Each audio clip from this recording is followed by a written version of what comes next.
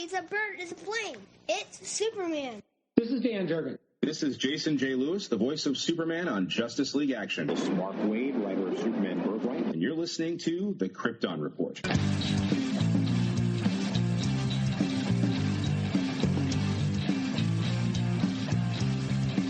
Krypton Report podcast is dedicated to all things Superman, Supergirl, and the planet Krypton. We discuss movies, TV, game, comics, and all things DC. So join me, Tyler, with my co-host James and Jania. Welcome to the Krypton Report. It is I, your host, Tyler, the Superman of Blue, and with me is that man in red, the other half, not Santa Claus, not yet, but Mr. James Cole. Welcome, James.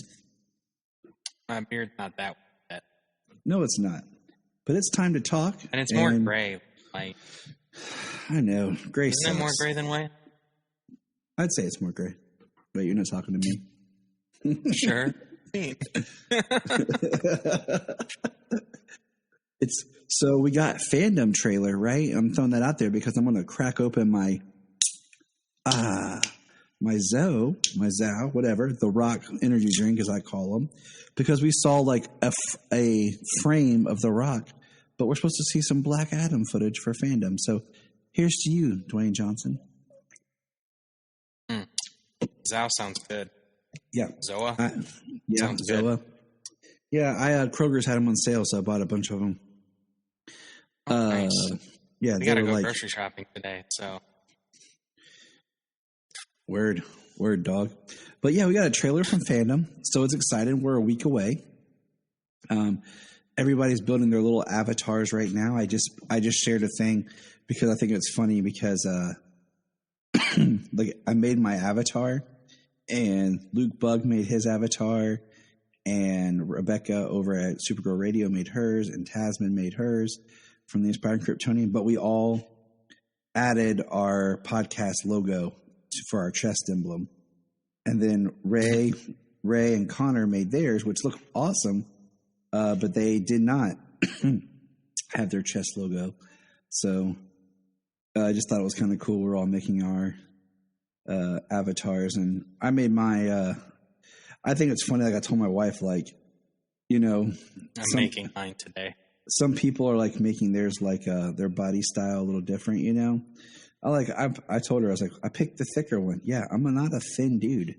You know, I'm like, I picked the heavier looking face and body style. Like, there's no like super obese body style, which I'm not. You know, but there's like thin, muscular, and then thick. And of course, I lean towards the thick body style. So I like your emphasis. I'm trying to be truthful. I'm trying to be truthful here, Jania. You know, Kryptonians came in all shapes and sizes too. Exactly. So it's fun. You know, I just thought it was cool. I was like, because like you get these basic body styles of the different heroes, and you can change the colors or whatever. But I was like, oh, there's no like chest emblem. So I was like, putting the podcast on there. And if you send me yours, I'll throw the podcast on yours and send it back to you. But yeah, it's cool. Fandom is coming. I'm excited. You know, it looks good. Not a whole lot in news. Let's see. Joel McHale is supposed to be a full-timer on Stargirl for season 3. Okay, that makes sense. You know, we got 2 episodes left. He was in one episode early in the season where he found Pat's ex-wife, and then he was in their most recent episode, which was predominantly a lot of flashbacks. And he seems like a pretty much of a D-bag, so I guess that would make a good storyline for season 3. Let's see, we got the poster. Yeah, he was. And it annoys me to death that he doesn't wear a mask. As Starman. I mean, I know I've seen some Starman and he has a mask in comics. Yeah, I know. I'm like, come on, Joel McHale. Don't be that much of a D-bag, but whatever. Let's see. Fandom released the poster for season 4 of Young Justice, which I'm excited for. Season 3 was good. I like the poster because I feel like it has more of the core characters that I want to see in the episodes. So that's exciting. Season 3 was good. It wasn't great, but it was good. I'm still hoping that we get Wally's return, that he was in the Speed Force the whole time. Okay. That would be pretty awesome after their, everybody is much older. How far in?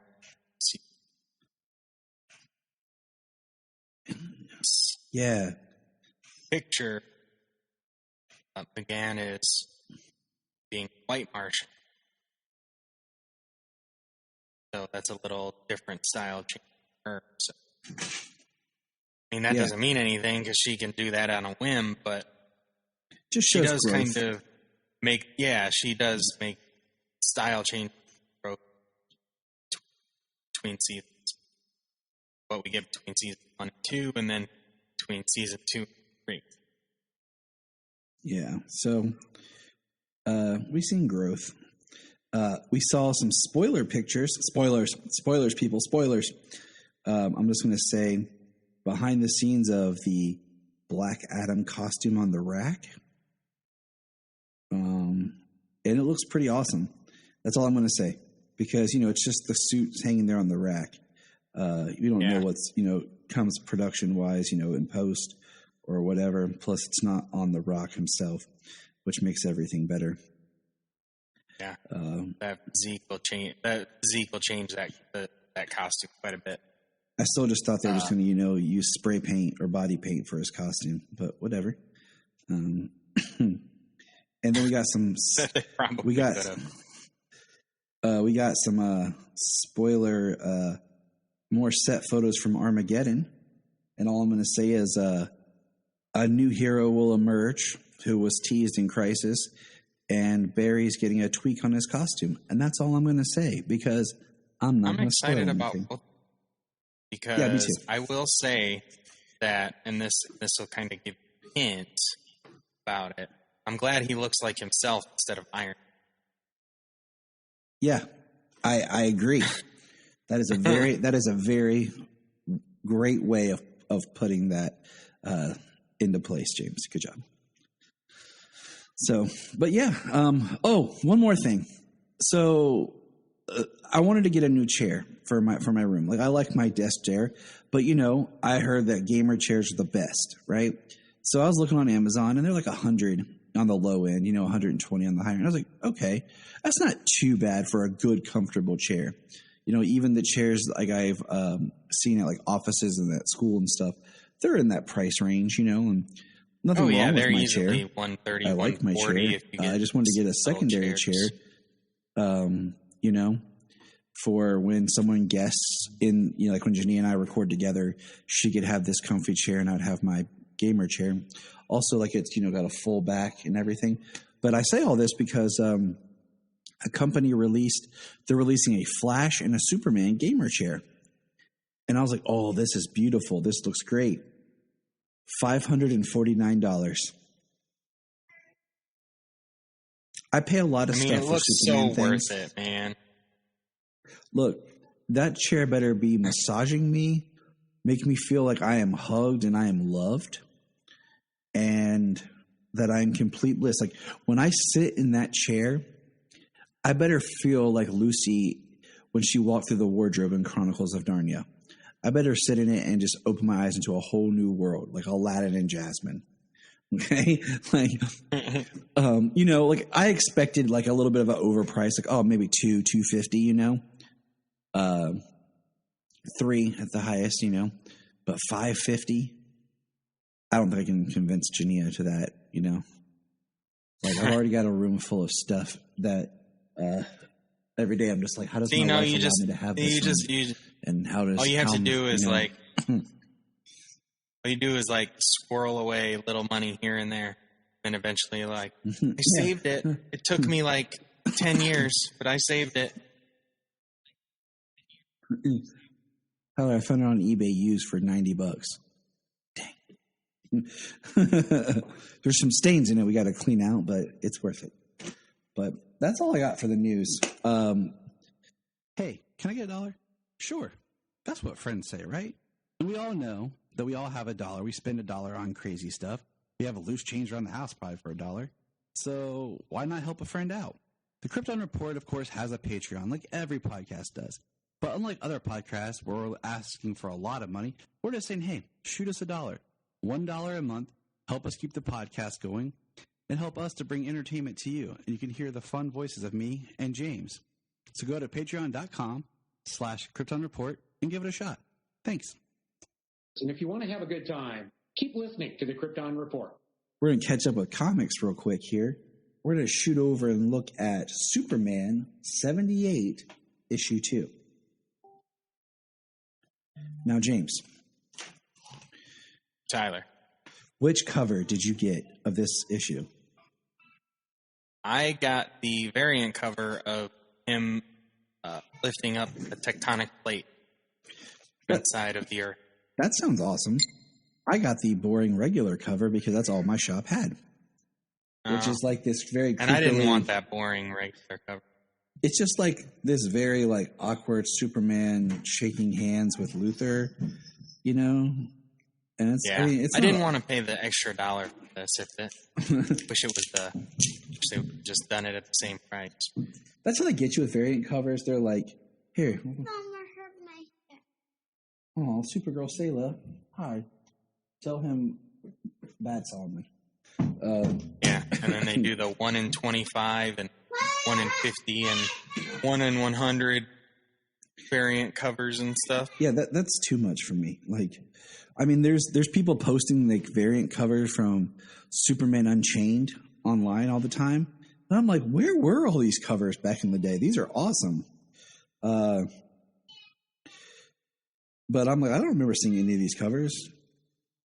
I mean, it's just one of those things that get you for collectors, like where they'll have like comic book store variants or, you know, regional variants or whatever. I am looking at the covers of number 3 and 4. They look good. And your alternate cover does look BA compared to what I had. So, but take us through the book, James.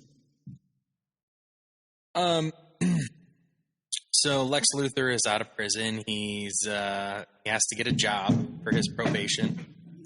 It's funny they want to put him in the cafeteria at Cord Industries, which is pretty good. Superman takes the Brainiac skull to him. He believes, you know, as smart as Lex is, but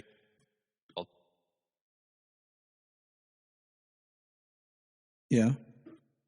It's really, yeah. And Superman takes off. He leaves Lex to it, and Lex knocks on his wall and kicks it in the face, and it went to his laboratory back up. Like Bizarro in the power suit? Yeah. And I definitely hear Gene Hackman's voice all over this. Like, I hear both of their voices, Chris and Gene's. Yeah.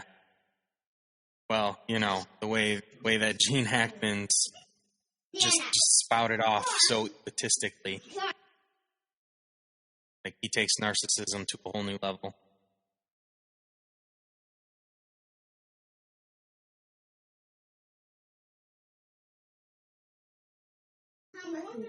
Yeah.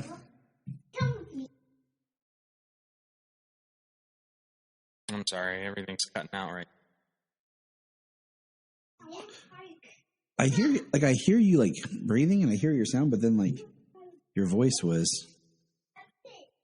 Can you hear I don't me? know. You keep cutting out. Can you hear me? Well, I keep muting myself when the kids are coming through.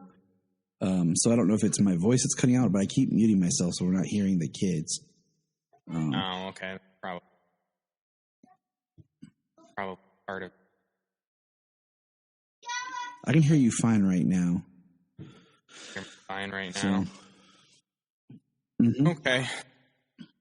Where do you want to start back at? Beat the shit out of my joke. Clark and with Lois Lane with the Daily Planet. Okay, start at soup. Yeah. Okay. And go. Clark and Lois are supposed to be having a lunch date. Lois, she's ever hard at work. The alien, a robot came from space, and she needs to know where it came from. Yeah, she is already 8, which reminds me of my family because they pull this crap on me all the time. Come on over to eat, Tyler. And I show up and I'm like, we already ate. You were too slow. I'm like, you just called me a minute ago. Like, not That's the just Flash. horrible. Yeah, we won't go any farther than that. He picks up the fry. She says, "Have some of my fries." She ate all the fries. And that's how it works. Yeah.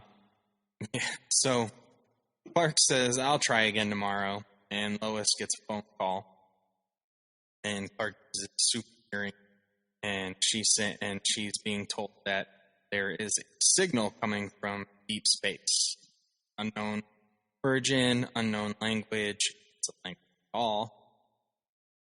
And at this time, she looks for Clark, and he's already on the peering up into space. Yeah, peering up into space, like Clark in Man of Steel looks from Earth up into space and sees the ship, which is very cool. Yeah. And then we see Brainiac coming and Luthor messing with the Kryptonian robot, or not Kryptonian, the Brainiac robot head, and it says Kryptonian, and Brainiac has arrived. And then Brainiac's talking to everyone on Earth. Kryptonian an invasive species.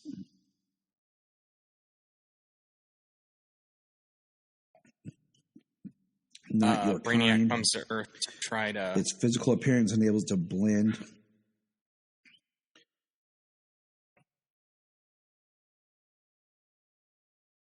He says, "I have come to save you." Brainiac, "I have come to save," and he unleashes an army of drones searching for Kryptonian. Earth's native ecosystem destroyed. Your compliance is appreciated. Superman comes in. Got a funny way of saving people, Brainiac. Brainiac, I like this.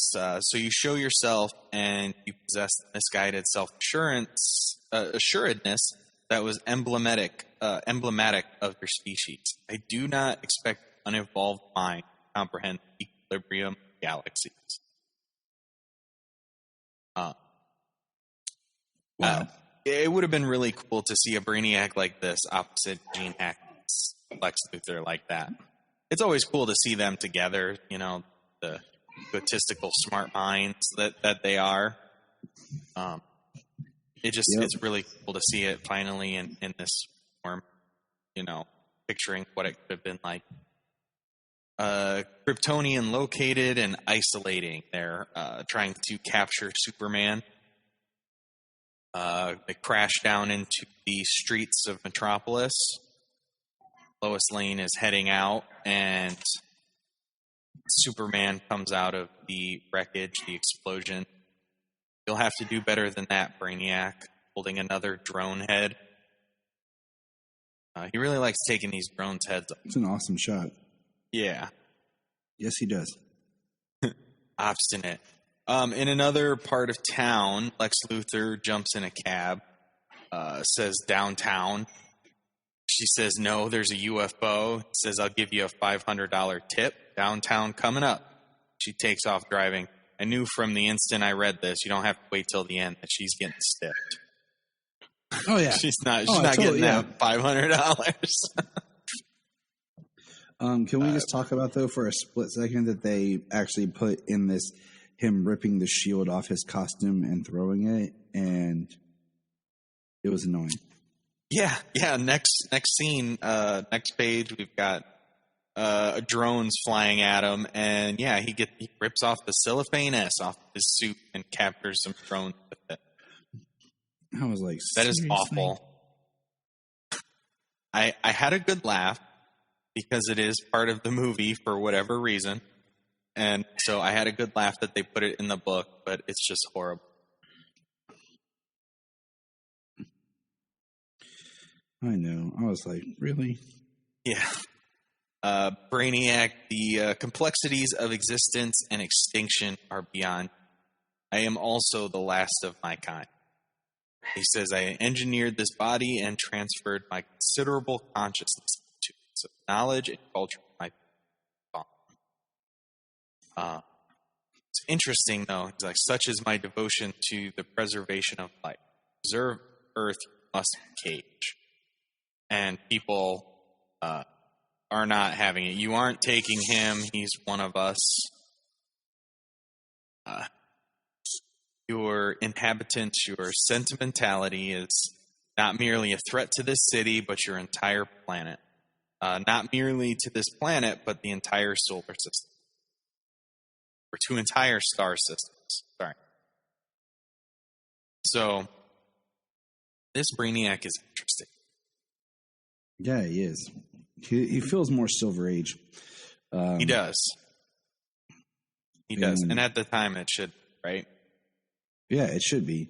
Yeah. It should totally be silver to like, because your Silver Age is what kind of would influence you into like the Bronze Age, I guess. So. Yeah. I always forget exactly when the Bronze Age started. I know over there on Geek History Lesson, they discuss the different ages of comic books. And they have a fairly nice rough guesstimate times of when these ages began and ended. I know the Silver Age basically picks up with the creation of Barry Allen. And I can't remember what they said would be like the end. Yeah. But back to our comic book here. Yeah. We have Superman basically just saying, stop. Just stop. You win, Brainiac. Don't hurt these people. It isn't their fault. Don't punish them because of me. Which sounds like an I hear in Chris's voice, you know? Well, it says, if you will not acquiesce, then for the good of your species, this city will be excised. So we don't really see what's happening. I mean, we think that it's probably like bottling the city, like Brainiac does, but they don't say they don't say or make it seem like that's the case. I mean, for all we know, he could want to just eliminate this city for the good of the planet. That'd be an interesting take on Brainiac. Yeah. And then so at this point, you're not sure, you know. And then we see Luthor, of course, like you said, out of the cabin. They're yelling about their tip. Yeah. And then we see about that Jimmy tip Olsen. Money bag. And we see Lois. And we see Superman saying, I surrender. Yep. And next, the last Kryptonian question mark. Question. That's interesting because I have a feeling, Kandor. Probably. And will Kandor Unlikely have maybe his father? It can't be Supergirl in Argo City because it's off in some sort of inner space hybrid weird raindrop thing on Earth in some bizarre drugged out fantasy fairy tale. Can't wait to talk about that. My little rant there about Supergirl's physics and story. So there's Superman 78 issue number 2. I enjoyed it. It's really a time capsule back to that set, you know, those movies. It's interesting because I want to throw this out there. Like I just started reading. I bought both of Elliot S. Magan's Superman novels. Okay, that people talk about his writing and everything. So I bought Last Son of Krypton and Miracle Monday. And one, it's reprint, so it doesn't have the original cover art. But it boggles my mind how I have to keep telling myself this was written in the 70s. Like the first book came out, right around the time of the movie, but it's not the movie Clark Kent Superman.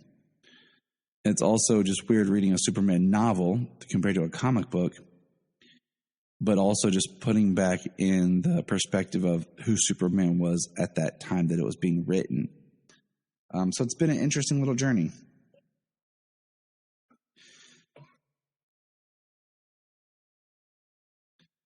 Yeah, that's cool. He's a highly regarded. Yeah, that's cool. I want to check out some other things. We get to see this visually, like, so it's written to take place in that time. They're taking characterizations and it's putting us in that time.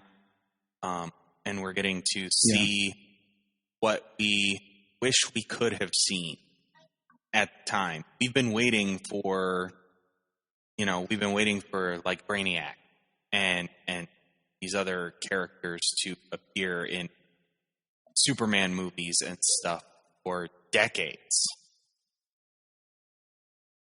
So it's kind of in a quick, because this is only, what is this, 4 issues? 6 issues?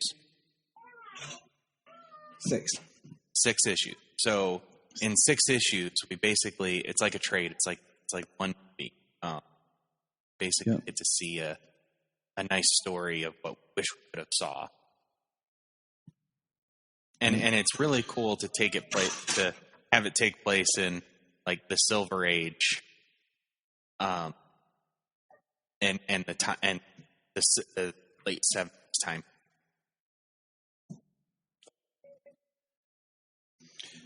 Yeah, I'm digging it. I like this issue much better than the first issue. I just thought there was more to this. There was more to it. So yeah. All right, but that's comics, and we'll move over to Supergirl. If you enjoy Superman podcast, here's some others to check out: Digging for Krypton, Krypton, Inspiring Krypton.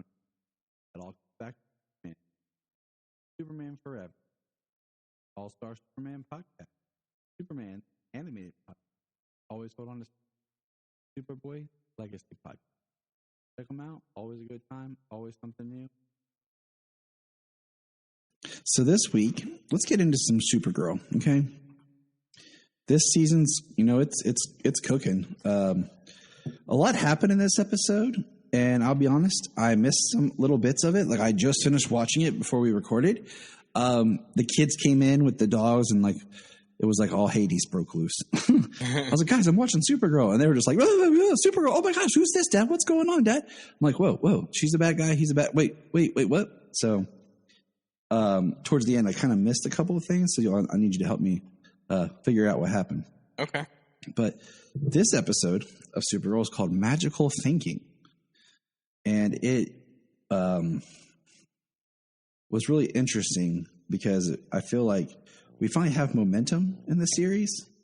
Like earlier, I felt like we were kind of just dragging our feet with, everything that was going on.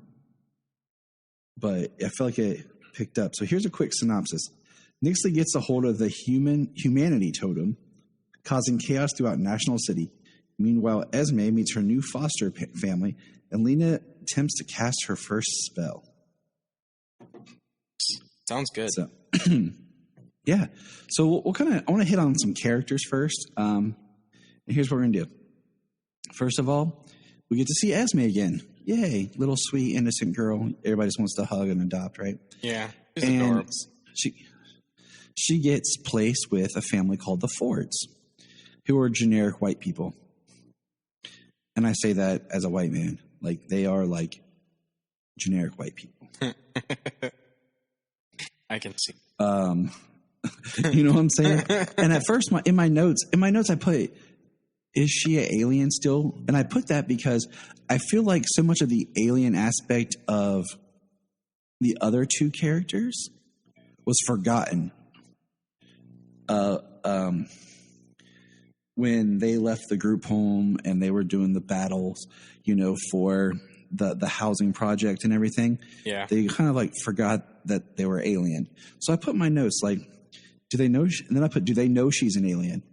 And then as the episode progresses, and they're under attack, this dude like comes out and breathes fire at Esme and the mom, and Esme is able to stop it. And she's like, I don't know how I did it. Yeah, what she did, I don't know what she did, if she fire or if she like sent it back at him or mimicked his powers or what.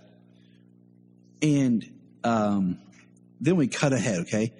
And then we see that the mom puts Esme on the front porch and tells her to protect them. Yeah. And at this point, Solomon's watching it with me, and he's like, what's going on, Daddy? And I'm trying to explain to him. And then we'll skip to the end where Kelly shows back up to get Esme because the Forge no longer want her. They rescue Esme on the porch. The people are coming towards the porch, and Sentinel and Guardian rescue Esme. Yes, you're right. And that's where I put in my notes that, seriously, Sentinel needs a mask or goggles. Like, she needs like some Smallville Green Arrow goggles, okay? Just like some really cool sunglass, like, computer program Martian tech goggles. You know what I'm saying? Like a Star-Lord mask or something. Like, her open face is killing me. But I wanted that scene to continue because I wanted Guardian to just like bust down the door and go in and just like backslap the parents. Right. Yes. Like took them out, Yeah, we thought that was, BS. we thought that stuff was appropriate. Because then at the end, Kelly's sitting there with Esme, and the Fords have packed up all of her stuff, and she's waiting on a bus to come and get her. And Kelly says, like, even though you are an alien and powerful, it was their job to protect you. Yeah, she's just a child. And Solomon's like, what? He's asking what's going on, and I'm trying to explain, what's going on with you. And then you have that great scene of Alex shows up and she looks at Kelly, and and to me, and I said this on the episode of Supergirl Radio I was on, I was like, Kelly and Alex adopting the kids, or even them taking over and running the group home, because we're not sure what happened to the group home when the lady was left, fulfills Alex's character arc that was planned back in the season with Matt. Yeah, I can see either or. I figured that she would adopt because I see how she wanted a kid, how she bagged. So that it either fulfills they're going Alex's to, arc. Yeah, she would either adopt the. I didn't think about them taking over. I would as well, but yeah, either one would fill her arc. I just think that'd be kind of cool. It'd just be a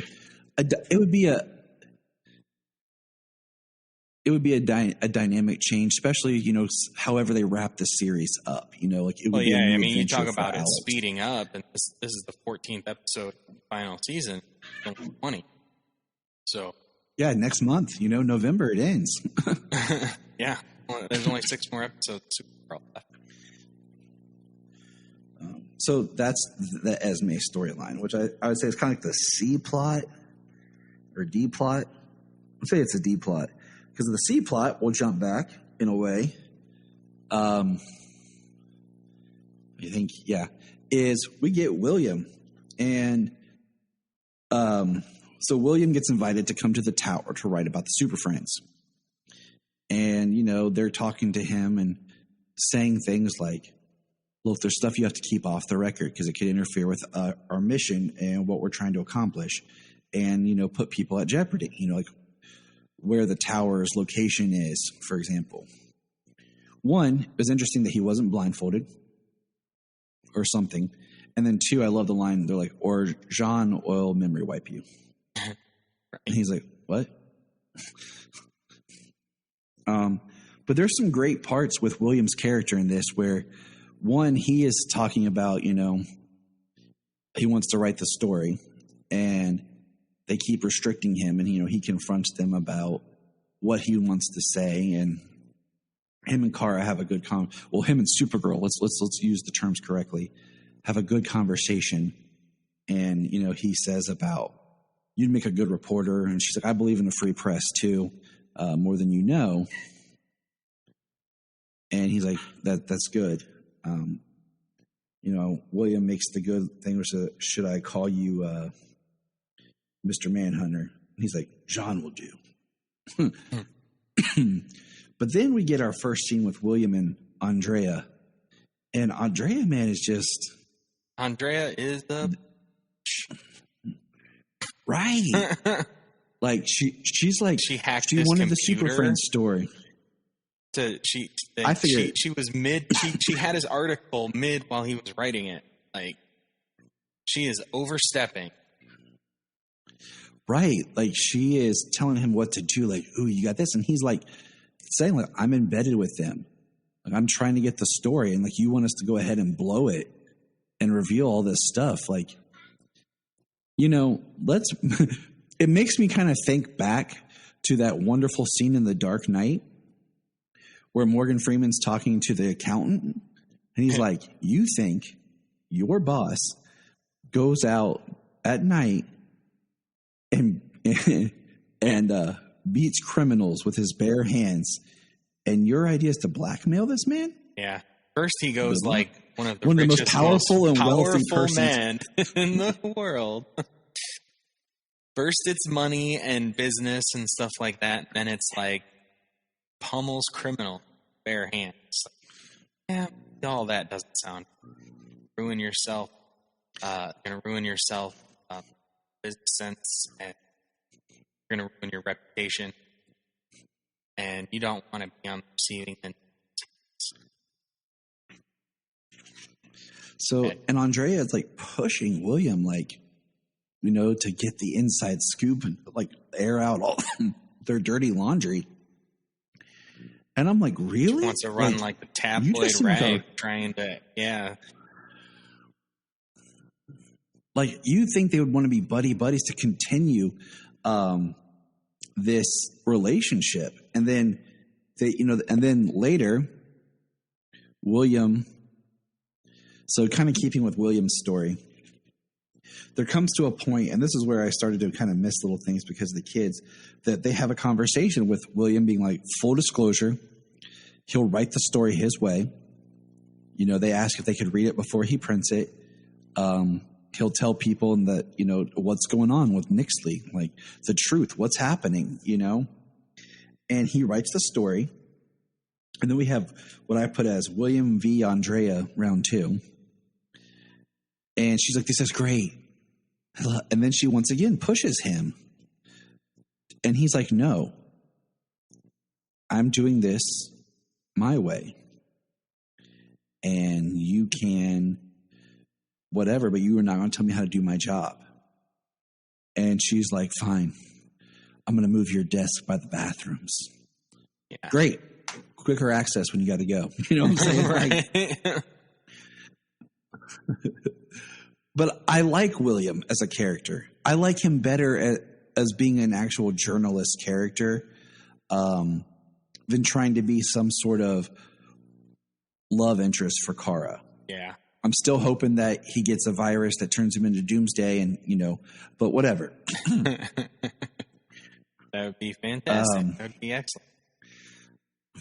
That would be a surprise. Then she'd have to, yeah, then she'd have to destroy Doomsday. But, you know, I like the idea of him as the character he is, back to, because we've come away from Catco so much.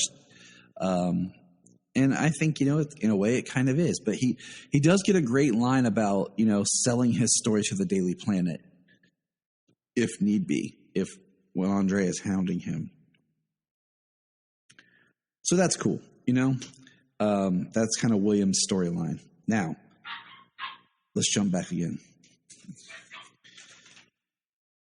It opens with game night, and they're playing Jenga. And Lena has her mother's books of spells, and Dreamer mentions that the way that Lena is interpreting how she would do a spell is very much like how she does a dream, and that she might be able to help her. And then Kara starts laughing. I think it's less like an exact science and more of like feeling and going through what you're trying to manipulate, you know? But dream power or magic.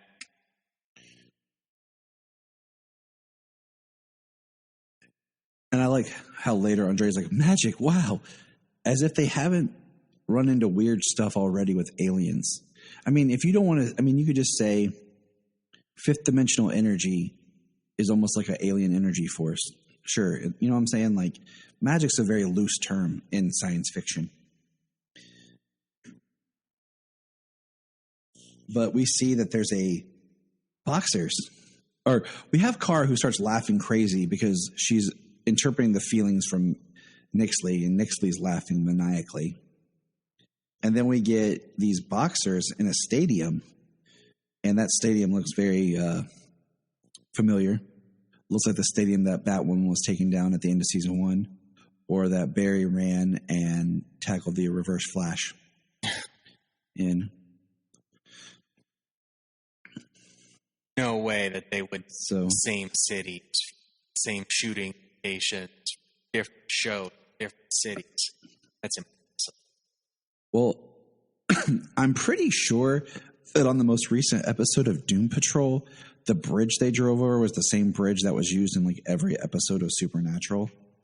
I feel like if I go to Canada, I'm just going to know my way around. Like, oh, it's over here. Like, right. Just from watching. If there's not an app,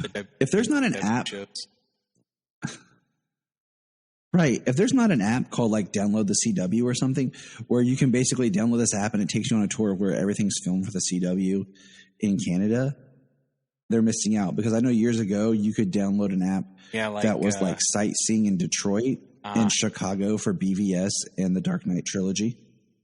Oh, that's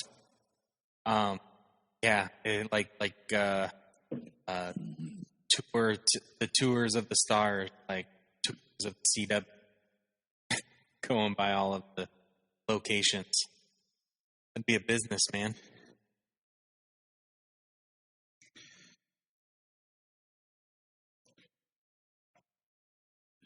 It makes sense, that they would have that.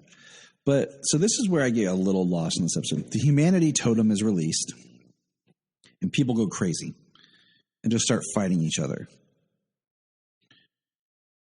And Nyxly is affected or not affected? So she is affected. So all of the humanity that's being drained from everybody is within the blast radius. She unleashed the magic of the totem when Supergirl came in. Everybody who was within that, they are starting, their humanity is being drawn out of their kindness and hope and care and love, things like that. And they're enjoying the fighting and violence and everything. And all of that humanity is going into Nyxly. That's why she's like super caring towards Naxum, laying her head on his shoulder. And when she's laying on the ground and she says, "I can save the snow leopards." She's hilarious. That makes sense. She is fantastic with her face. Jamie loves it. how animated she is with her face when she's speaking. And yeah, all of that is flooding her. And that's what the gauntlet is basically being able to take all of that, which she can't. Okay. That makes sense. Like, I was picking up on pieces of it. Like I said, this is like the latter half is when just everything went crazy in my house. So we do get her trying to control the totem. And at one point she drops it thinking she's getting rid of it. And of course, Supergirl gets it. It was really interesting. She's like, "No, what?"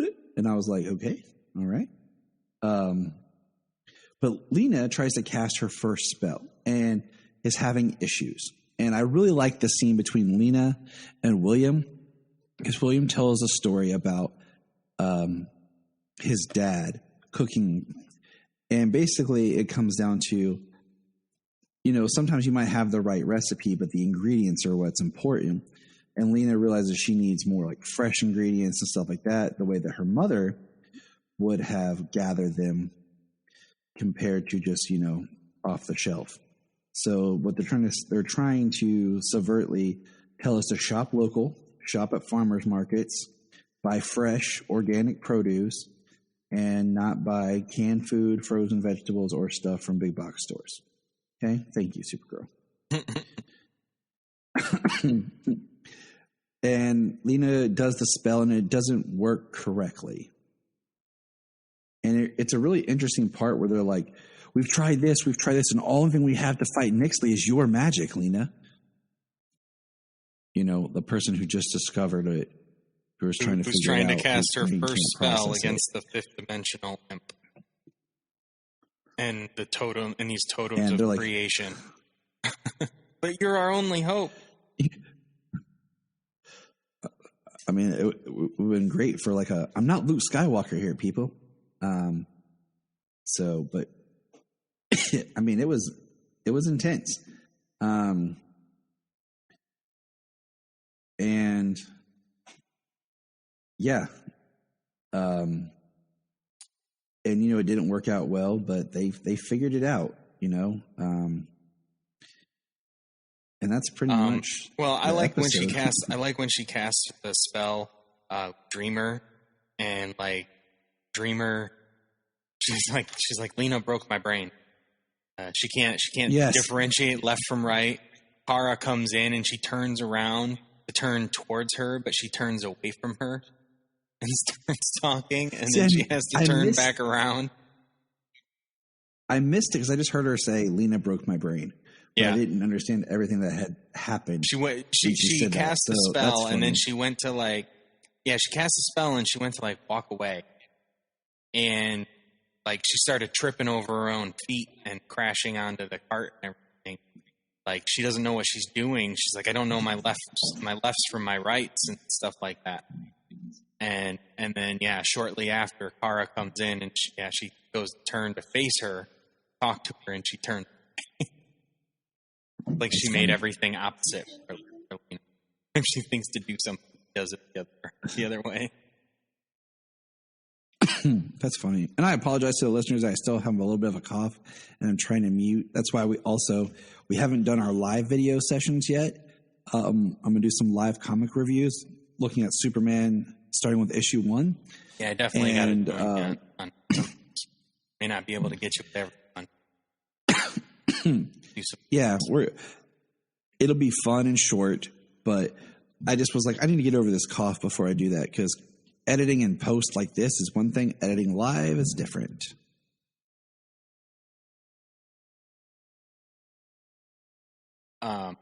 But yeah, so I think what she did was to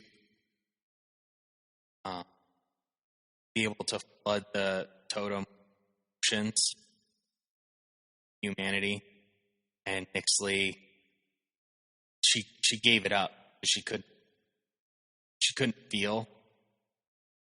She couldn't feel that much. That makes sense. And she gave up totem and dropped it. And then she was mad that she dropped it. That sounds like humanity. Yeah. So, and then the next totem is the dream totem. I'm like, really? The dream totem? And Dreamer's like, that seems like something I can help with. No way. Okay. That was a total shock twist. So it was a cool episode. The whole Lena and witchcraft and thing, I feel like is a little out there, because I like the idea of Lena just being on the team because of her brain. She's smart. She has intelligence, that's why she's there. Not now because she's not only intelligent, but she's magical. That could be a whole new character, like Zatanna, but whatever. Yeah. I like I do like, they could have brought in Zatanna, but why in character final season also. I've been yelling Zatanna since they brought Constantine on Arrow. Okay. Yes. For sure. That pretty much sums up this week's episode. Yeah. Anything else before we get out of here? Because I got a dog that's about to eat Dreamer my had face. a couple of funny scenes with that one, and she's like, I can triangulate all of these violent activities outside of the stadium, and she does her thing, and they look at her. She's like, "What? I'm smart. You guys just like to show off." Yeah, it is funny. They're like, oh. I'm like, oh, yeah. She gets overlooked. Lena and her have a very good Lena and Supergirl have a very good conversation. Supergirl's almost going to whatever it takes angle to find Nixley. Yeah. And it's kind of cool because they've had a lot of things happen. Even but it was mostly like takeover stuff. It wasn't like destroying Nixley with her powers and totems. She could totally rewrite or obliterate reality. So she feels like she's powerless against Nixley. So it's a new level for her. It's nice they up the stakes for her this season. Yes, because she is scared and powerless. So, all right. Well, let's get out of here before I start coughing. All right. Anyone, just remember, check us out online. Look up in the sky. Krypton Report is a Tears production. We thank you for listening and enjoying, and please support us on our Patreon account, our TeePublic store, and check out our social media. Always remember to look up in the sky.